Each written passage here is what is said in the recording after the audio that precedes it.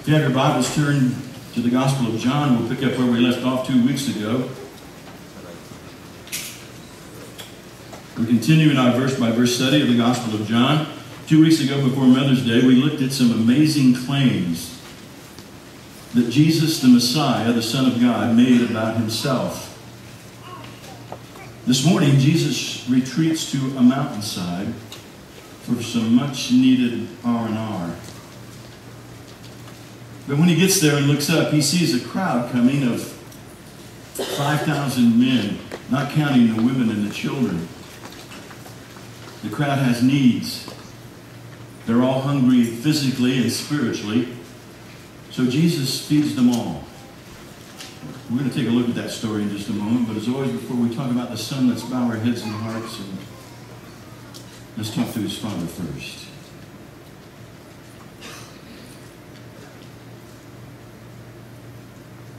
Father, we thank you once again for the provision that comes to your hand for feeding us spiritually and physically,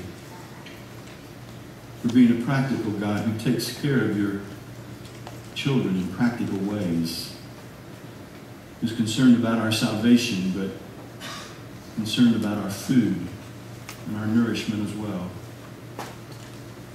I thank you for stories like this in the Bible that give us the encouragement and the hope to know that, first of all, any impossible situation that we face can be taken care of by you,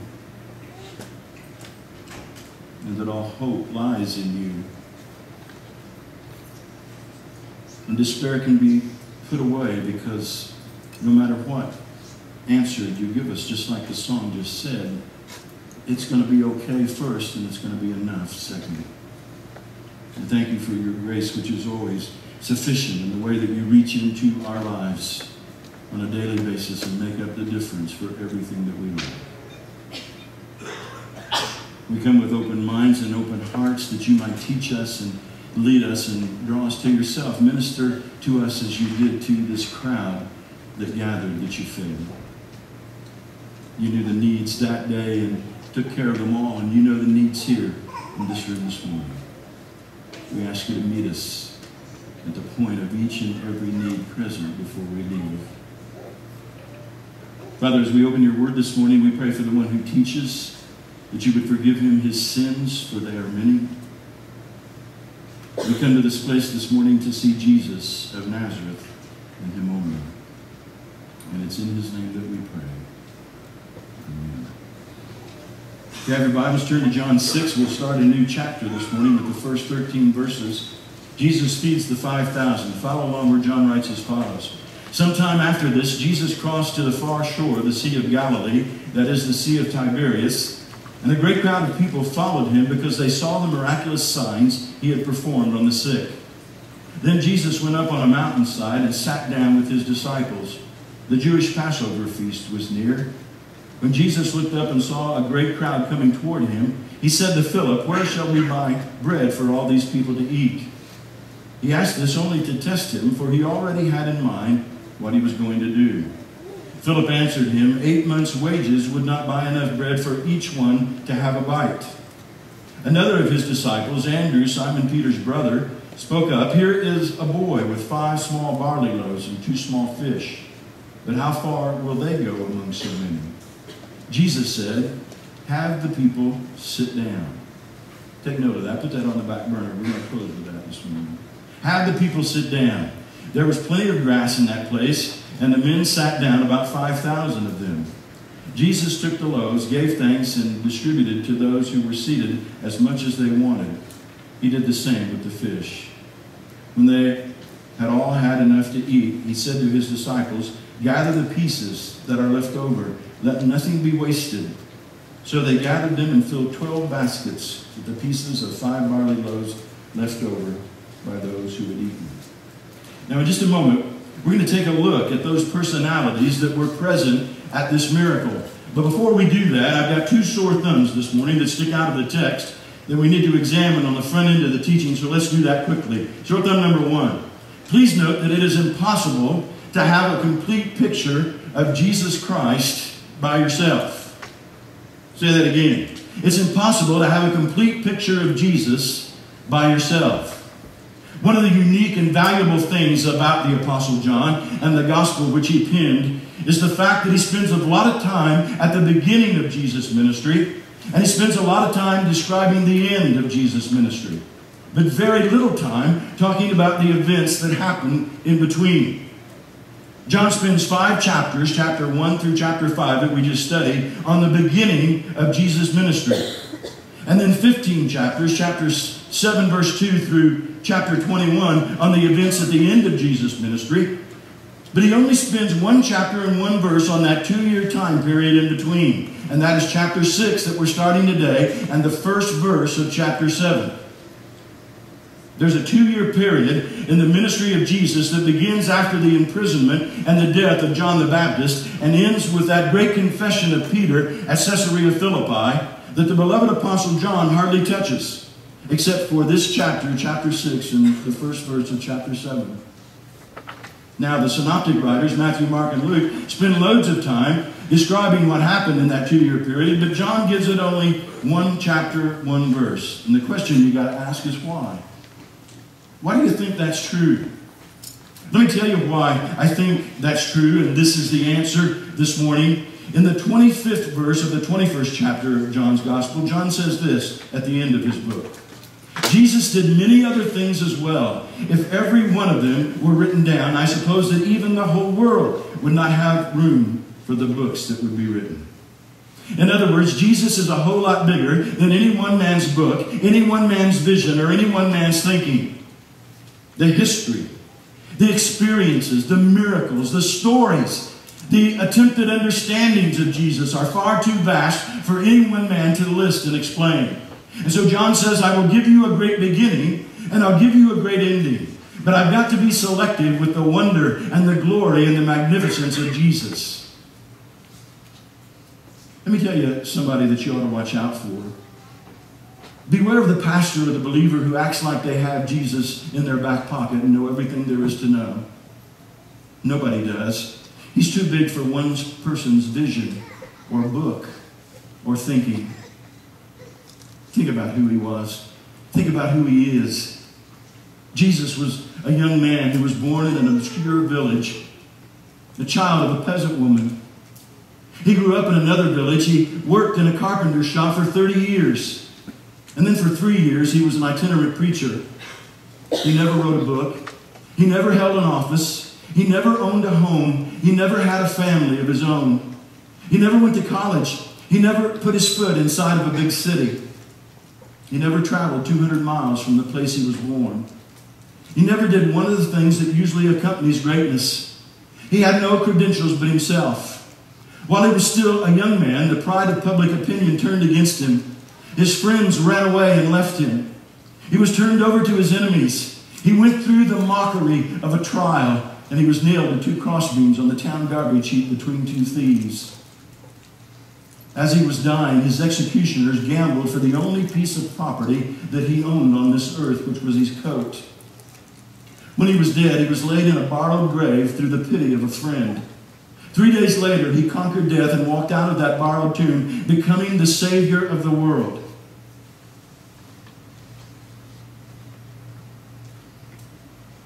When I first encountered Jesus, I thought he was just another grain of sand on the endless beaches of eternity. I thought he was just a man, though a good man, a great teacher and a nice person who died on a cross as a martyr, but certainly nothing more. But then I met him face to face, and his radiance was something to behold. His death blew my mind. His resurrection challenged my small thinking. And the work and the ministry of Jesus changed my life. And today, every day of my life, I see a new facet. I peel back another amazing layer of his majesty. And I see more and more of the one that I follow. Jesus is too big for your vision. He's too big for your understanding, too big for your thinking. And it's impossible to have a complete picture of who he is by yourself. Short thumb number 2. I want you to please note the frustrations of ministry when following Jesus Christ. Verses 3, 4, and 5. Then Jesus went up on a mountainside and sat down with his disciples. The Jewish Passover feast was near. When Jesus looked up and saw a great crowd coming toward him, he said to Philip, "Where shall we buy bread for these people to eat?" Now, I want you to get this picture in your mind. Jesus is tired. He's been dealing with large crowds of people every day from sunup to sundown. He's full of sorrow and grief because this is right after the death of John the Baptist, who's been like a pastor to Jesus. He goes up on a mountainside with just his disciples to get away, to get some much-needed rest and relaxation. He sits down, he gets a breath, he gets comfortable, and then he looks up, and here comes a great crowd. Here come the blind, being helped by others, stumbling up the mountain, calling out his name. The crippled, hobbling along on crutches, some being carried in on stretchers by their friends. Those whose bodies were twisted and deformed. The deaf and the mute. The lepers who are crying out, "Unclean," as they stagger up the mountainside. There's the hurt and the empty and the lonely and the guilty. And Jesus doesn't run and hide. He looks at the disciples and he says, "Guys, the R&R is over." And he begins to meet the needs of over 5,000 people one by one. You know, when some people start following Jesus, they do it with a vision that is admirable and quite good. They say, "I'm going to conquer the world for Christ. I want to serve and never look back. I want to stand for him and stand for him and stand for him and stand for him. And even if I have to die for him, if that's what he asks me to do, I'll do it." And that's good. That's exciting. But let me tell you what real commitment is. Real commitment is following Jesus Christ for a long, long time and being frustrated and irritated and inconvenienced. Say it again. Real commitment is following Jesus Christ for a long, long time and being frustrated and irritated and inconvenienced. Sometimes we don't want to serve because we're tired or hurting or sick or brokenhearted. But when we see the needs of the people who come, we got to serve anyway because we're not representing ourselves, we're representing him. I had a worship leader one time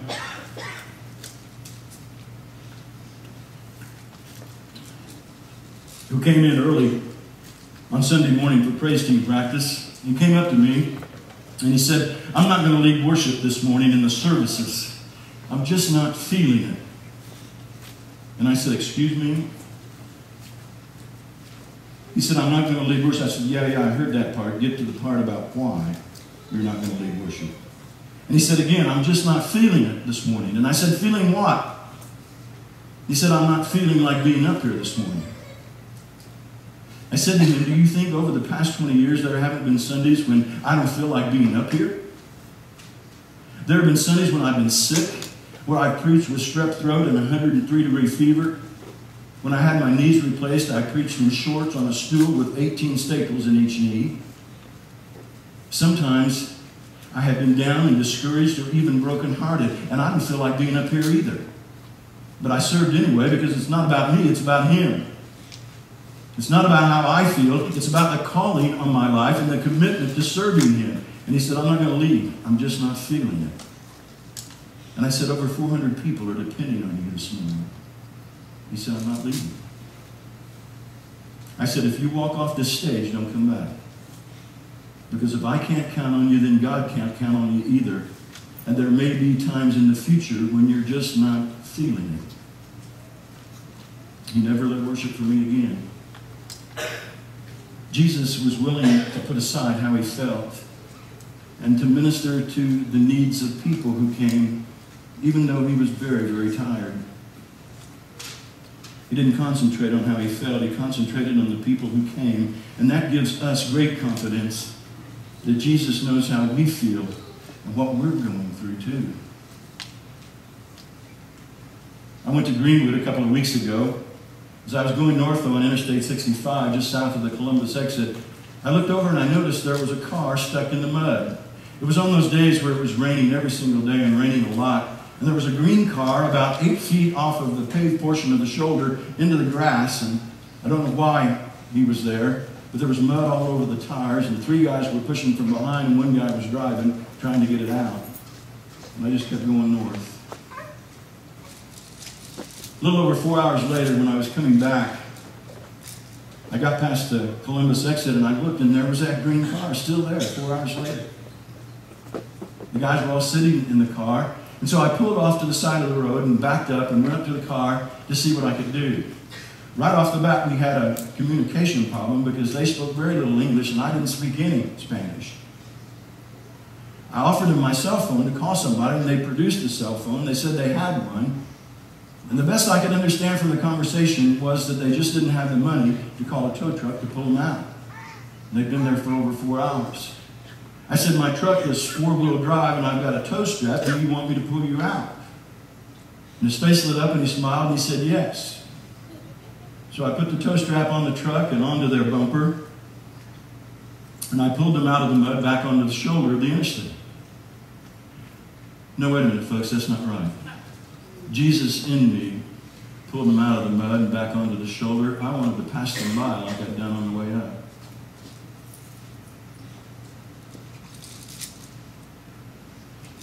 The phone rang at home Friday night about 10:30. I was in my office working on this sermon. There was a young man who I didn't know. Someone had told him to call me. His wife, he caught cheating on him for the 3rd time in less than a year. His heart was broken. We talked. I mostly listened. I tried to encourage him best I could, and we talked till almost midnight. No, wait a minute, folks, that's not right. Jesus in me talked till almost midnight. I wanted to finish this sermon and go to bed.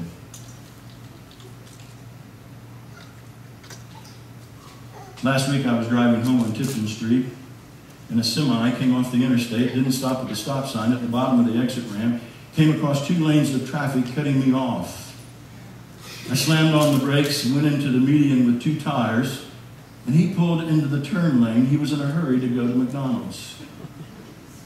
I pulled up beside him at the light, and I just smiled and waved. No, that's not right. Jesus in me smiled and waved. I wanted to make an obscene gesture. You see, Matthew 25 is a haunting scripture to me. It's a story of judgment where Jesus condemns the unrighteous. And he says, I was hungry and you didn't feed me. I was thirsty and you didn't give me anything to drink. I was poor and homeless and you didn't care about me. I was a stranger and you ignored me. I was sick and in prison and you never cared or came to see me. And the unrighteous will say, when, Jesus? When were you ever hungry or thirsty or poor or homeless or sick or in prison? And I didn't care. I don't remember ever seeing you. And if I had, I wouldn't have ignored you, Jesus. And he will say, whatever you did not do for the least of my people, you did not do for me. Real commitment is following Jesus Christ for a long, long time and being frustrated and irritated and inconvenienced because he was and still is. You see, he was rich and he became poor. He was the king and he became a servant. He had everything and he gave it all up to come here and have nothing so that for our sake he might become frustrated and irritated and inconvenienced by our problems and our needs that he might meet them. All right, with those 2 appetizers out of the way, on to the main course for this morning. The personalities present at this miracle of the feeding of the 5,000.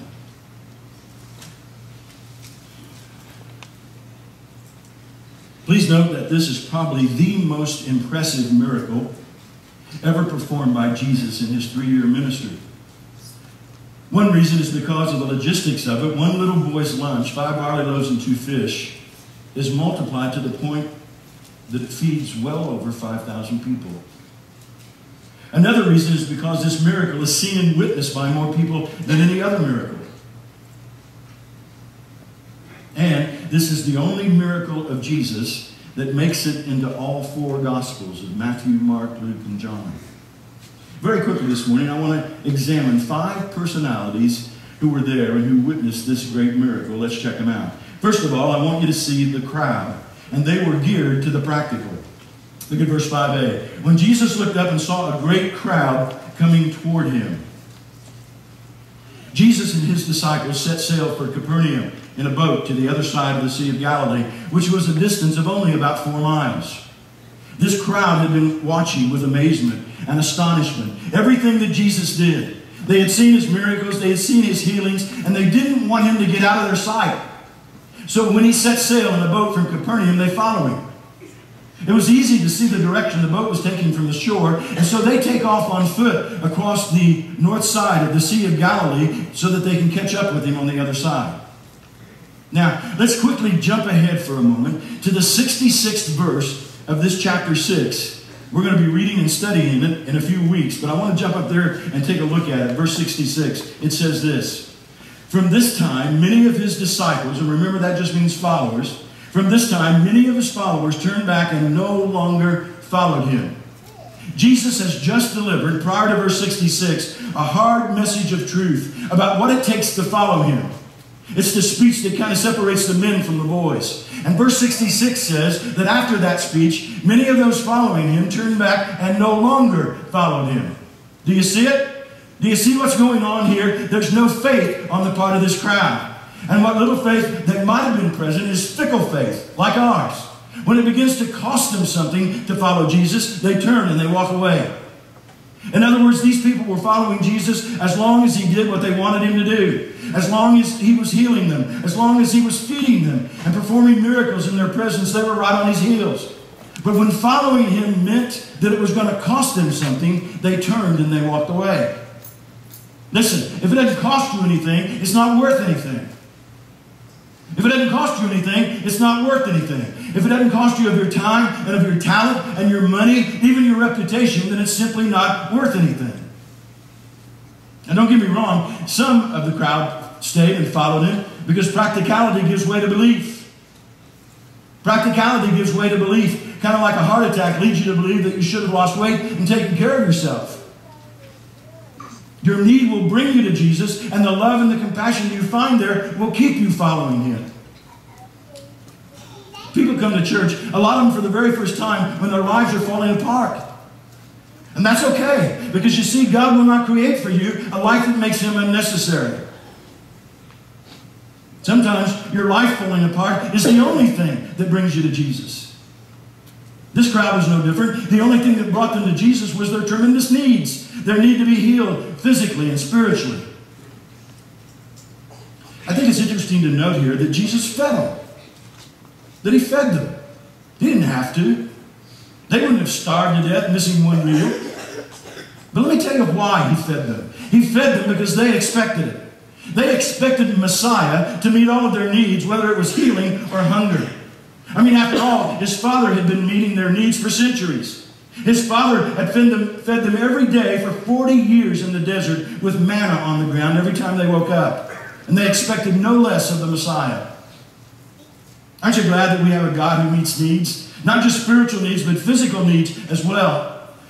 A God who's not just concerned about your salvation, but about your hunger and your food and your clothes and your mortgage and your car payment.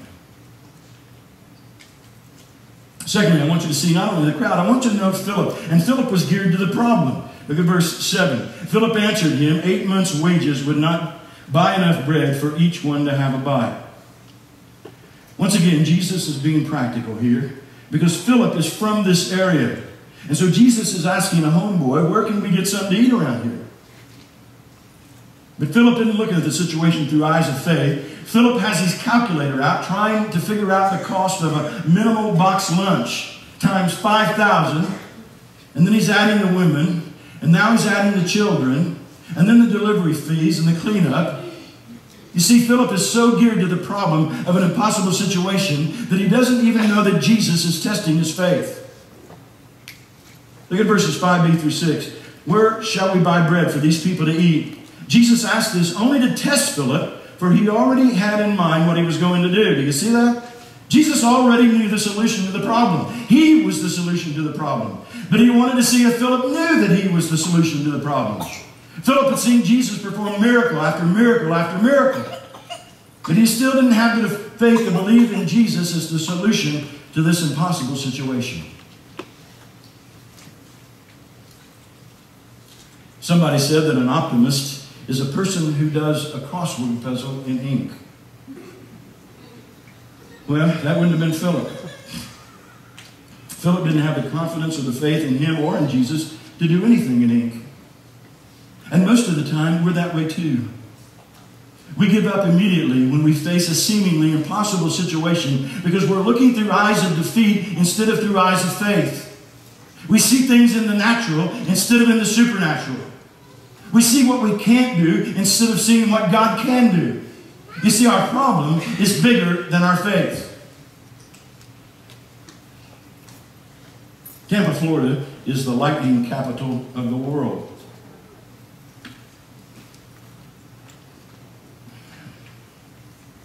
There are more lightning strikes there per square mile than any other place on the planet.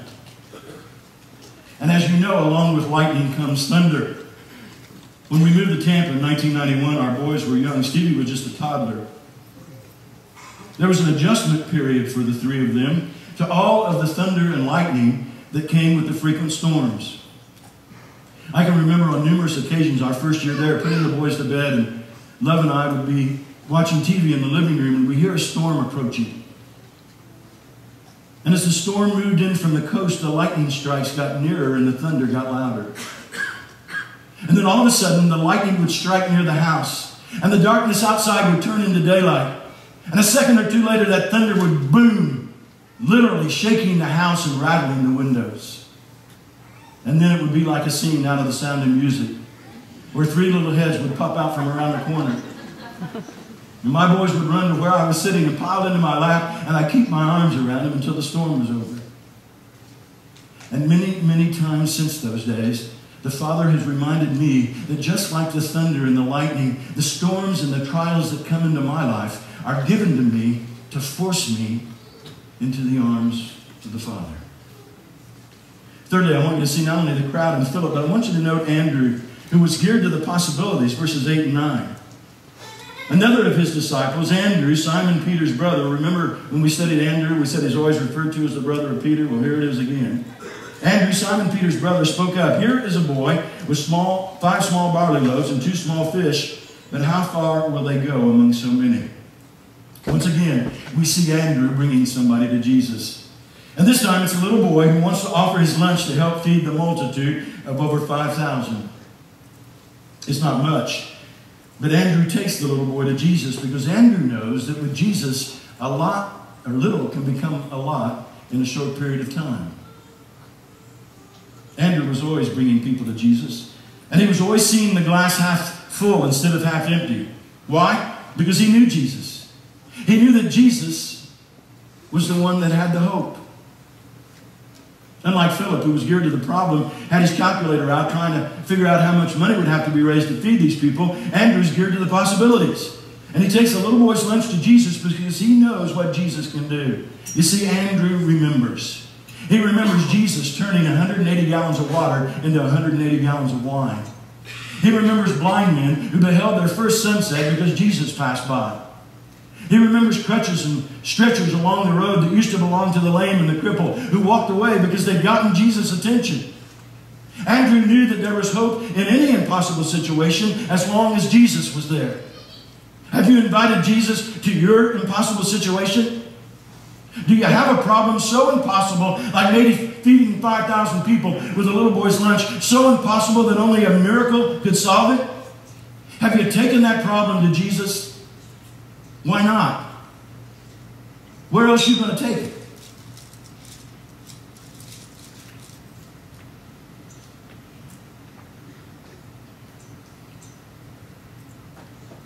This is a true story. I heard it early in my ministry, and I've used it a lot when it comes to the discussion of faith. Her name was Estelle Bennett. She was a mission mother, the head mother of an orphanage at a Christian mission on the coast of China. She'd gone to college and graduated Bible college, came out with great aspirations of serving the Lord in the mission field. She went to this China Christian mission, which sat on the coast, and she was put in charge of an orphanage of these children who didn't have a mom and a dad. It wasn't what she had expected and thought of as she dreamed in college, but it was a place where she served for over 30 years. Every year there came a time for a convention, a missionaries convention. It was in a big city not real far away, but she looked forward every year to going. She looked forward to going and rubbing elbows with adults for a change, to be fed and ministered to by other missionaries and preachers. She looked forward to the time away from the children. The night before she left to go to the conference that year, she had the children upstairs in the dormitory ready to put them to bed like she always did at night. She would read them a verse out of the Bible. She'd talk about that verse and try and teach them something before she put them to bed. Then they'd pray and then they'd go to sleep. And that night before she left for the conference, she read Matthew 21:21, where it says, if you have faith the size of a grain of mustard, you can say to a mountain, go throw yourself into the sea, and it will be done. With that kind of faith. When they were finished and she went downstairs, the children got together on one bed, and they talked about praying with that kind of faith. You see, they were on the coast of China, but there was a mountain in between where they were and the sea. They couldn't see the ocean. They couldn't see the water. And the mission mother had often said, I would love for that mountain to be out of the way, where we could watch the ships coming and going into the harbor, where we could see the water, where we could watch the sun come up every morning. But that mountain blocks it all. So they decided they were going to get rid of the mountain while the mission mother was gone to this conference and surprise her when she got back. That night they held hands and they prayed. They prayed with great faith, expecting in the morning that mountain would be gone. When they woke up the next morning, they made their way down the stairs and over to the breakfast table, and one of them went over and pulled up the blind and looked out, and their mountain was still there. They didn't understand why. They had prayed with great faith. Maybe they hadn't prayed long enough and hard enough. So that night, when the substitute mission mother had taken them upstairs, they got back and they prayed again, holding hands. They prayed longer and harder, and they went to sleep. Next morning, they made their way down the stairs, over to the breakfast table. One again went over and pulled up the blind and looked outside, and that mountain was still there. They talked about it at breakfast. They talked about it during the day. They just couldn't understand why, with the faith that they had, that the mountain wasn't gone. So that night, when they got back together in the bedroom, they clenched their fists and they gritted their teeth and they prayed. And they prayed hard. And they made an agreement, a promise to each other, that if they woke up during the night or early in the morning, that they would pray until they went back to sleep. Some of them couldn't sleep at all that night. They were so troubled by what wasn't happening through their prayers. The next morning, after a long night of prayer, they went down the stairs over to the breakfast table a little slower and more hesitantly over to the blind and pulled up the blind and looked out, and the mountain was still there. As they sat at the breakfast table eating their cereal, talking about it, they heard a knock at the door. One of the young boys went over and opened up the door, and he was staring at two big boots, and in those boots was a tall soldier in a green uniform. And he said to the little boy, "Who's in charge here?" And the little boy said that would be the substitute mission mother, and he went and got her, and she went to the front door. He said, "Are you in charge of this place?" She said, "I am for now." He said, "Who does this property belong to?" She gave the name of the Christian mission that owned it. He said, "Are you an American company?" And she said, "Yes, a Christian American nonprofit." He said, "I'm from the Army Civil Corps of Engineers, and we want to bulldoze this mountain out into the sea to make a landing strip here for our helicopters and our planes." True story. You got a mountain that needs to be moved? Andrew would tell you to take it to Jesus. Fourthly, I want you to see not only the crowd and Philip and Andrew, I want you to note the little boy, and he's geared to the plan, verse 9a. Here's a boy with 5 small barley loaves and 2 small fish. You know, one of the great things about the Bible, there are so many people in it who were used in such a great way, and we don't even know their names. And this little boy is one of them. That's because God's trying to teach us that it's not important that others know our name. It's just important that He knows our name. Now, there are only 2 things that we know definitely about this little boy. First, in the Greek, it's a double diminutive that's used in reference to him so that we know that he's a very little boy. Secondly, we read that his lunch consisted of barley loaves. So we know that he's poor, because barley bread was the food of the poor. He's a little boy, and he's poor. He was too little to know how big the problem really was. He wasn't smart enough to know that you can't feed 5,000 people with so little. He just didn't have the sophistication to understand that you got to have big solutions for big problems. He was simply little and poor, and he looked at the problem and gave what he had to Jesus. In C.S. Lewis's book of Other Worlds, there's an essay on writing for children. I want to read you a quote from C.S. Lewis, and I recommend anything that he's ever written, by the way. This is what he says. To be concerned about being grown up, to blush at the suspicion of being childish, these things are the marks of childhood and adolescence. When I was 10, I read fairy tales in secret and would have been ashamed if I had been found out doing so. But now that I'm 50, I read them openly. When I became a man, I put away childish things, including the fear of childishness and the desire to be very grown up. What was he saying? He was saying the same thing that Jesus said in Matthew 18 when he called a little child into the midst of the disciples, and he said, "Truly I say unto you, unless you become like little children, with their kind of faith, you will not enter the kingdom of heaven." I remember the house I grew up in down on Elm Street in Brownstown. Everything was so big in that house. The rooms, the kitchen, the stairway, the yard. But as I kept coming home over the years after I left, everything got smaller and smaller and smaller than I remembered. And I suppose as you get bigger, other things become smaller too. One poor little boy, the only one in the crowd who was willing to share what he had. Maybe if we become small enough, maybe if we become poor enough, then Jesus will become big enough to do something about our problems. Fifthly and finally, very quickly, I want you to see not only the crowd and Philip and Andrew and the little boy, but I want you to know Jesus, who's geared to the people. Verse 11. Jesus then took the loaves, gave thanks, and distributed to those who were seated as much as they wanted. He did the same with the fish. You know, once again, Jesus is doing things only Messiah can do. He was meeting the needs of the people. You can't explain this miracle in any other way other than the Messiah has come. We're going to see next Sunday morning that immediately following this, Satan tries to steal the faith of the disciples with a storm out on the sea. And as the waves increase and get bigger, their fear increases even more. But do you know what they were overlooking there in the boat? Probably stepping around the whole time of the storm. They were overlooking the 12 baskets full of leftovers that should have reminded them of God's faithfulness in the last impossible situation they faced.